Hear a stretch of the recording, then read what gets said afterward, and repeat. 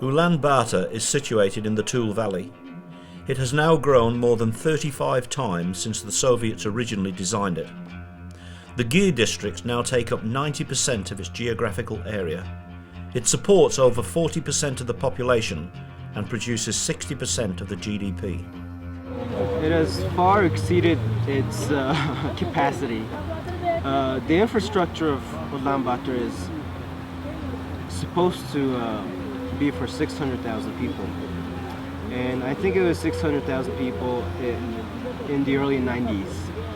Ulaan Baatar did reach a population of 600,000 in 1989, before the withdrawal of the Soviets.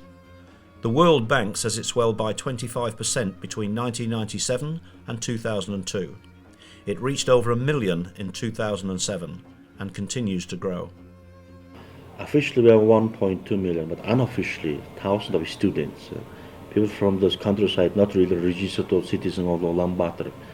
If you count all those people, it's more than 1.5 million. So it's,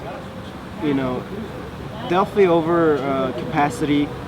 There are a lot of problems now. I think as we go on, we'll face many more problems with infrastructure, with power, electricity, water, those things.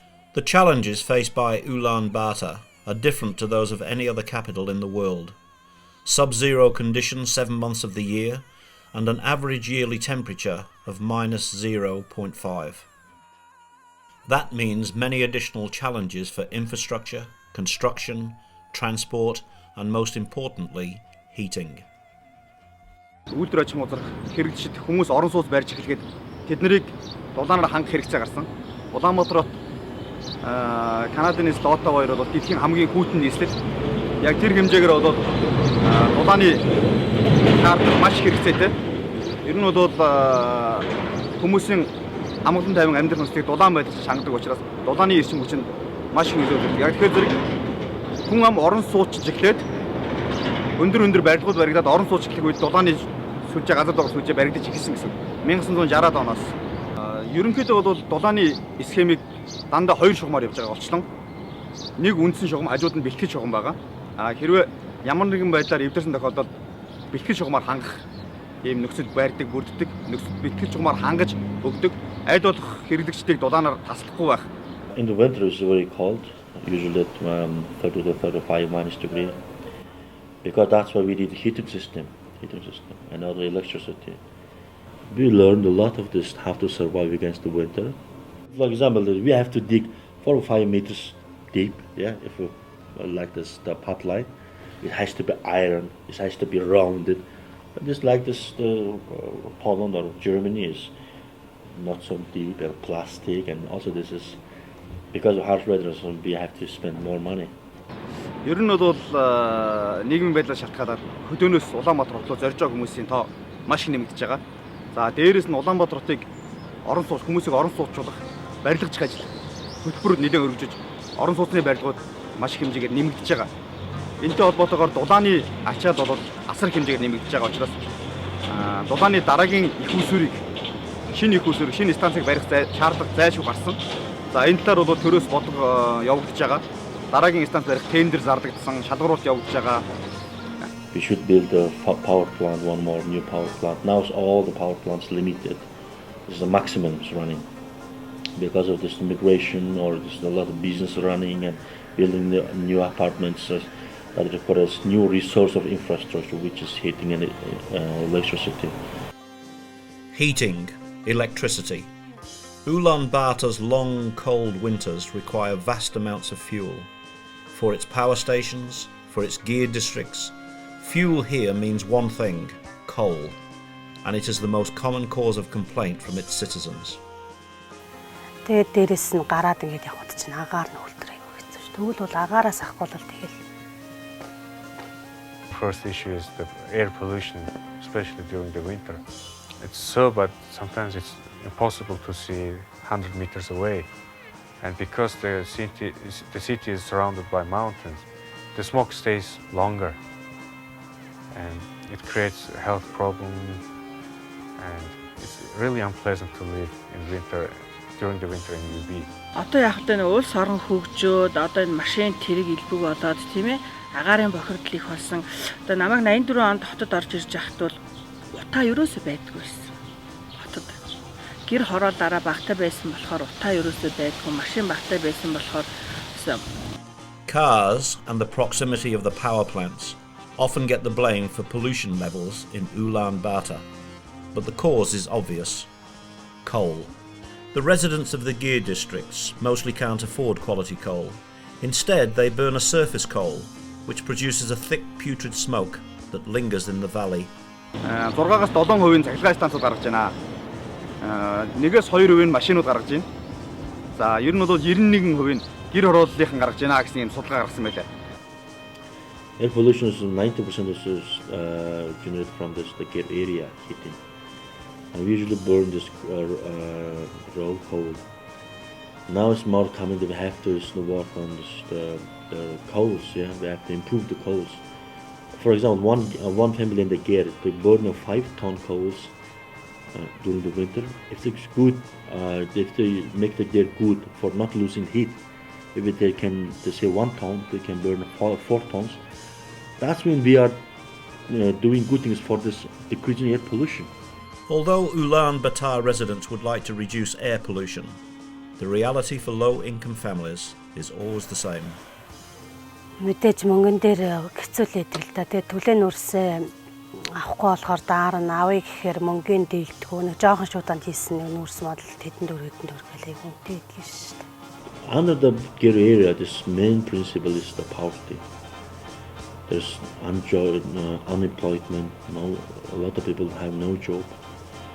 And then they usually, maybe some of them cannot buy even the coal. They burn with the garbage. Poverty and widespread unemployment are both prevalent in the Gear districts of Ulaan Baatar. Often, it is up to aid organisations to do what they can to help.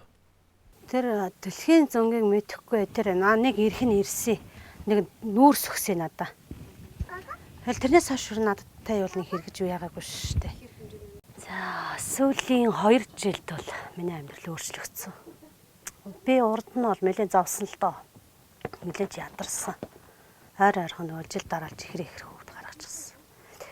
Хороондоо хандахаар хороо хөдөлдөггүй. Тэгээ нөхөр жоохон тийм үү. Тэгээ манай өрхийн эмнэлгээ нэг байглаа гэдэг нэг хүүхэн байсан.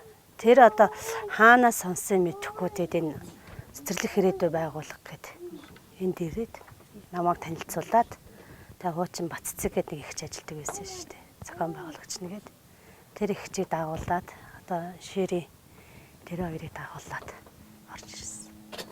Манайд одоо жил гарan л болж байгаа юм байна. 2 жил болгочлаа юм. Тэгээ би энд ирсэн хугацаанд бол энэ хүмүүстэй танилцсан хугацаанд бол би өөр ингэсэн орон гэртээ болсон. Сар болгон би хүнсээ авчдаг. Тэгээ заримдаа бас мөнгө төрөний тусалсан хэрэг бол би гуйдаг. Надад өгдөг. Тэнд маш их баярлдаг. Надад одоо энэ хүмүүс л тусалж шүү дээ. Cherie has lived in Ulaan Baatar's Gear district with her husband and children for almost 3 years. They run an organisation addressing the poverty and social issues facing the poorest in their neighbourhood. If you trace back most of the issues that we deal with, it's going to connect one way or another with alcohol. You know, the depression, the alcohol, what came first? The joblessness and the alcohol, the domestic abuse. Everything, I think, in my opinion, started with an addiction to alcohol. 2002 он манай авсан судалгаагаар нэг хүн жил дунджаар 34 литр арх ногддог байгаа.